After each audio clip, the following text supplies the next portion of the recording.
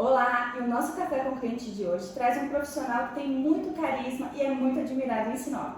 Nós estamos falando com o Dr. Marcelo de Castro Pereira. Bom dia, doutor. Bom dia, é um prazer estar aqui na Disquinfortel, trazendo algumas informações que podem ser úteis para o público em geral, para todas as pessoas, procurando esclarecer dúvidas pequenas da oftalmologia. Alguns tópicos apenas, desta vez, né? Desta vez. Vamos lá então. Primeiramente, doutor, a gente gostaria de saber qual a importância de se ter um oftalmologista de confiança e quais os cuidados que a gente deve tomar. Antes de mais nada, um oftalmologista de confiança, mas eu vou até reduzir um pouquinho o termo. Ter um oftalmologista para atender e cuidar da sua saúde ocular. O oftalmologista é o profissional por excelência preparado para cuidar da saúde dos olhos, tanto no aspecto curativo, quando a pessoa detecta um problema, mas também no aspecto preventivo.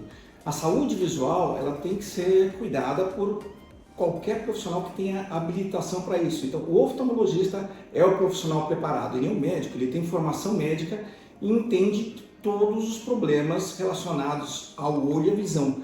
Não esquecer que o olho não é como se fosse uma câmera, ele não tem que fazer apenas ajustes de focalização, colocar um óculos na frente para corrigir os pequenos problemas de visão ou grandes que podem ocorrer. Nesse caso, a gente cuida da saúde visual como um todo, mas cuidando do olho como um todo. Então, o olho é uma estrutura extremamente complexa que envolve uma parte de captação da imagem e tem estruturas nobres que têm essa finalidade, mas ele é um órgão que inclui um monte de pequenos detalhes para o seu funcionamento adequado e que tem consequências quando você tem doenças, às vezes gerais, doenças sistêmicas, que são as doenças orgânicas que podem afetar o olho, hipertensão, diabetes, doenças próprias do olho, como glaucoma, em que ocorre um aumento da pressão ocular, doenças do fundo de olho e outras doenças relacionadas às vezes à alergia, relacionada à parte imunológica, e isso só pode ser detectado por um médico oftalmologista. A gente vê um crescimento o surgimento de técnicos fazendo exame de grau e que não tem nenhuma habilitação, nenhum preparo para cuidar da saúde como um todo. Então, não se faz, no caso de um técnico avaliar, um exame total do olho. Se existem doenças silenciosas que podem levar ao comprometimento visual e à perda progressiva da visão, que não são detectados no início como um glaucoma, passa batido. E a pessoa pode evoluir para um quadro de perda visual ou cegueira irreparável. Daí a importância de um profissional habilitado que vai examinar cada detalhe do seu olho para poder fazer essa detecção, o diagnóstico e o tratamento corretos. Procure sempre um oftalmologista da sua confiança. Tá aí uma dica muito importante, né? Às vezes as pessoas não sabem, né? E acabam indo para direcionamentos diferentes, mas tá aí uma dica muito importante para a gente. Doutor, uma segunda pergunta. O que é estrabismo e como lidar com este problema? Isso. O estrabismo é uma doença dos olhos relacionada à perda do alinhamento visual. Ou seja, os olhos não estão em perfeito alinhamento na visão em um determinado objeto. Então a gente considera que um olho está perfeitamente alinhado quando os dois estão simultaneamente olhando o mesmo objeto ao mesmo tempo, centralizadamente. O estrabismo ocorre quando há um desvio desse alinhamento dos olhos. Por exemplo, a pessoa está em alinhamento do lado esquerdo, de repente o olho direito desvia para dentro. Aí nós temos um tipo de estrabismo chamado estrabismo convergente ou endotropia. Então é quando o desvio ocorre para dentro, perda do alinhamento. Os dois olhos não estão olhando o mesmo objeto ao mesmo tempo. Pode ocorrer também um desvio desse alinhamento para fora, o olho desviar para o lado externo. Aí este desvio é chamado estrabismo divergente ou exotropia. Existe também, associado às vezes a esses dois outros estrabismos, ou isoladamente, um desvio que é menos perceptível, né, ou mais raro, que é o desvio vertical. Ou seja, em vez de ter para dentro, para fora ou para dentro, o desvio vertical, desalinhamento de cima para baixo. Que normalmente são desvios menores, menos perceptíveis, mas que também podem requerer tratamento específico.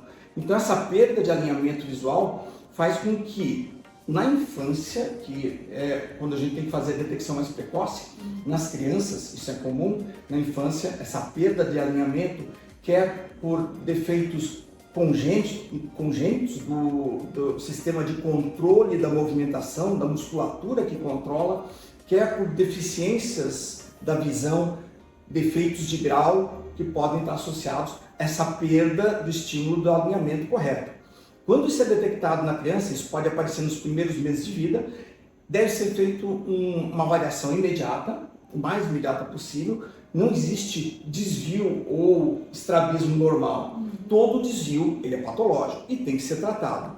O tratamento tem que ser feito com o oftalmologista, numa avaliação, detectar se a criança tem problema de grau, se a criança tem alguma outra deficiência que pode estar levando, alguma lesão ocular que está levando a um déficit de visão, e é feito o tratamento com correção do grau, quando isso é necessário, e tratamento com tampão, com oclusão, para poder estimular a visão do olho que está se desviando. Então, no primeiro momento, na infância, na criança do 0 até os 7 anos de idade, é feito um tratamento de correção visual de óculos e estimulação com oclusão, tampão, alternando entre os dois olhos, para que os dois olhos trabalhem e tenham estímulo igual e possam se desenvolver igualmente. Quando não é feito o tratamento de oclusão, o tratamento de estimulação visual ou correção visual com óculos, a criança acaba tendo, muitas vezes, a preferência de fixação de um olho, fixa com aquele olho, desenvolve aquele olho porque está sendo estimulado.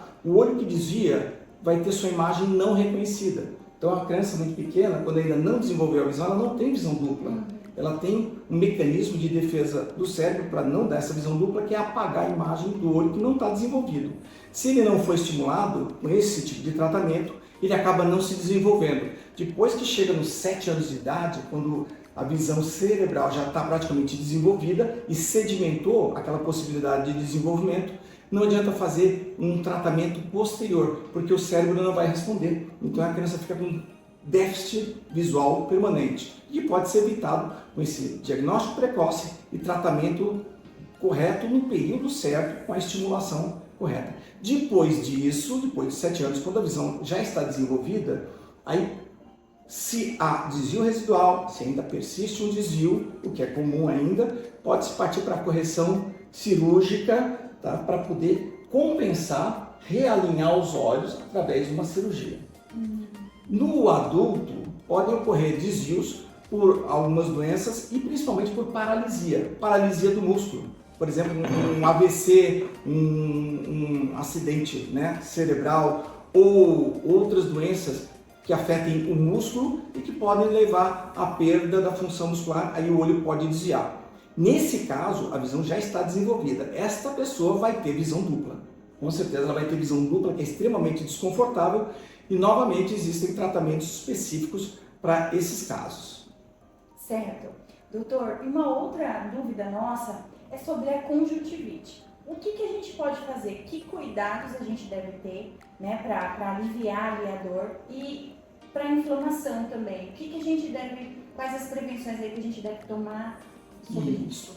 Bom, falar na palavra conjuntivite. A conjuntivite é a inflamação, a definição da inflamação de uma estrutura de recobrimento externo do olho, que é a conjuntiva, daí o termo conjuntivite. Então a conjuntiva é uma membrana de proteção que cobre toda a parte branca do olho aqui na frente, e ela tem esses vasinhos, né, tem essa vascularização, ela é uma membrana de proteção do globo ocular. Ela está lá para proteger mesmo.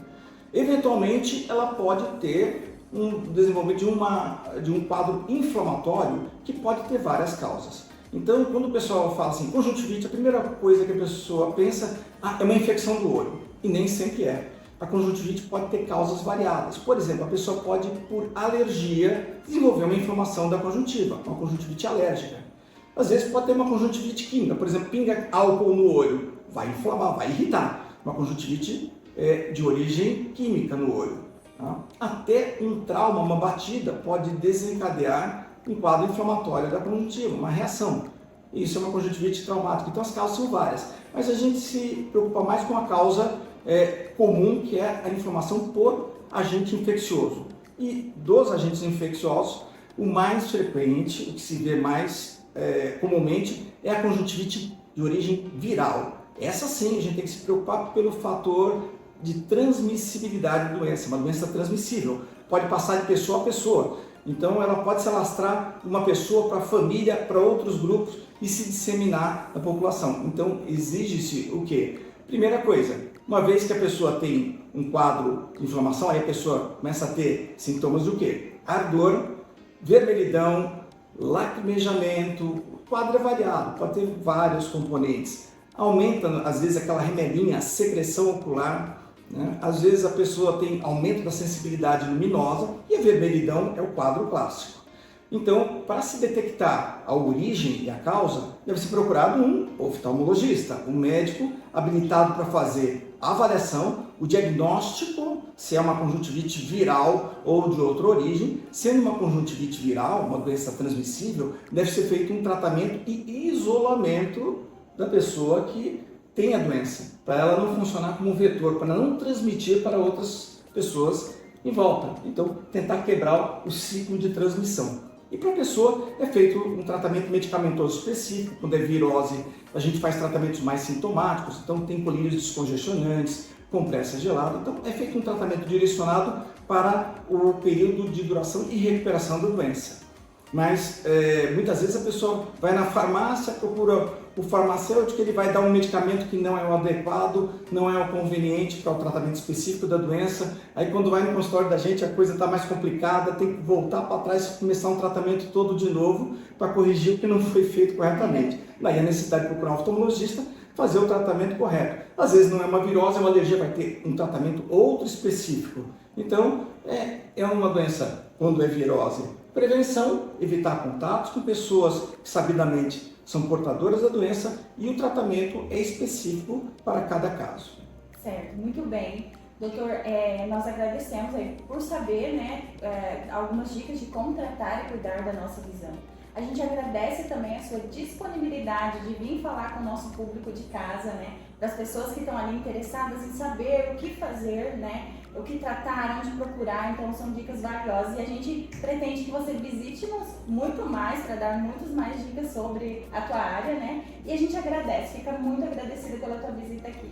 Eu que agradeço a oportunidade de estar aqui para expor algumas coisas que são importantes em termos de informação pública, informação que é útil para as pessoas, e agradeço a oportunidade da Disquinfortel, da empresa e das pessoas daqui pela receptividade. Muito obrigado e até uma próxima.